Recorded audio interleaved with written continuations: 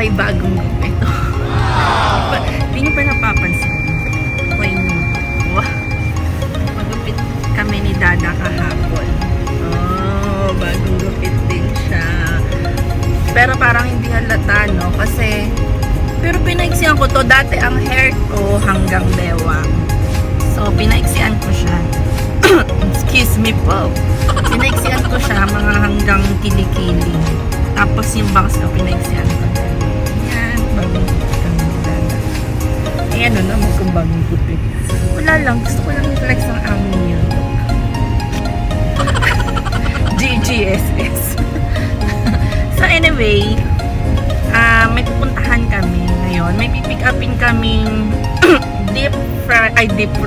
May pipick up, oo tama, deep freezer. Kasi matagal na kami naghahanap ni Dada ng freezer. Kasi hindi na kumakasyang mga laman ng freezer namin.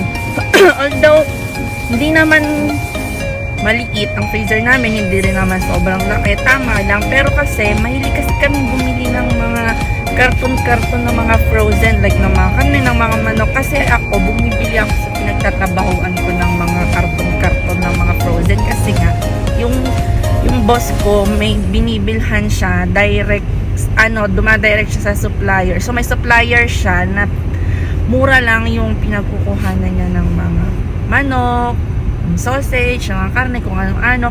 Kaya pati ako nakikisabay din, pati kami, bumibili din kami dun sa supplier ng boss ko. Kaya karton-karton talaga. Medyo pigil ako magbili kasi nga, baka hindi nga kasi kumasya sa freezer namin. Kaya gusto ko bumili din ng separate na freezer. So meron kami nakikita sa mga marketplace. Ang brand new price niya sa store is $200. Meron kami nakikita sa mga marketplace, $100, $85. Medyo pa din. Sabi ko kay Dada, maghintay pa muna tayo kasi baka merong mas mura pa. Malay mo, may mas mura pa kaming makita. Hindi naman kami nagmamadali. So, sakto kagabi, nag-message ang aking workmate, yung ka-work ko, nag-PM siya sa akin. Shinare niya sa akin yung may nag-post sa Red Deer Palengke, binibenta niya yung deep freezer niya, second hand na yon. So, piniem ko yung seller na yun, tapos tinanong kung magkano. Tapos, alam niyo kung magkano lang? $25. O, diba, ang mura? Kaya sabi ni Dada, sige na, go, pick upin na natin bukas agad-agad. Kaya minessage ko siya, sabi ko, sige, mine na po. Pick upin namin bukas ng umaga.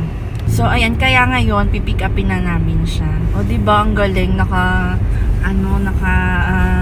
tsamba kami ng mura lang. Pero good condition naman daw yon. So, kunin na. Maliit lang siya kasi ang ingay naman niya. Paano ba yan hinaan? So, tawag dito? Maliit lang siya. Parang, basta maliit lang siya. Para lang siya sa mga maliliit na bahay. Kasi maliit nga lang yung bahay namin. Hindi naman ganun ka-spacious. Proceed about 1 kilometer to Kentwood Drive. Hindi naman ganun ka-spacious ang aming bahay. Kaya gusto namin yung maliit lang talaga. Diba, sabi nga. Diba, sabi nga. Good thing comes to those wait. Diba, kaya buti na lang nagkantay kami, di kami nagmadaling kunin yung tag $100 or $85. Di nakachamba pa kami ng $25. Gaya ng pag-aantay ko kay Dada. Hoy, ngumiti ka naman! A few moments later. Ayan, dito na kami sa bahay. Hindi ko na na-vlog yung yung habang kinukuha namin yan kasi baka mamaya shy type si Kuya. Kaya, ayan, ngayon, papakita ko sa inyo yung, yung kinuha naming freezer. So, ayan. O, diba, maliit lang talaga siya. Parang, 1, 2, 3. Parang, 3 dangkal lang siya. Okay pa daw siya. Good condition pa nga. So, talaga, diba, saktong-sakto lang dito sa bahay namin na maliit. So, ayan. Ayan. Sakto lang talaga siya dito sa bahay namin. And, ayan. O, diba? Makakabili na ako ng madaming ano. Makakapag-stock na kami. So, ayan. Makakapag-stock na ako ng maraming frozen. Maraming frozen. Hindi, at least hindi na ako mag-worry na pag bumili ako ng mga ano, ng isang box na chicken, sausage, or karne. Kasi din si Dada din kasi, mahilig din kasi yan siya bumili ng maramihang karne. At least hindi na kayo mag-worry kung saan ilalagay, kung saan paisisiksik, diba? Dahil ang aming ang freezer ay hindi na, puputok na sa dami ng laman. Wow, akala mo talaga no? Hindi kasi nga mura lang namin siya nabibili dahil nga sa supplier na kami dumediretso ng bili. Kaya, yan. And besides, yun nga kasi, parating na rin kasi din sila mama dito sa January. At least, marami kaming mai-stock na talagang marami na kaming mai-stock, diba? So, ayun lang, diba? Happy ako. Happy wife, happy life. Happy ako kasi ayan nga, matagal ko nang inaantay na freezer na mura lang. Yan, nakabili na kami. At least, diba, nakamenos kami sa gastos.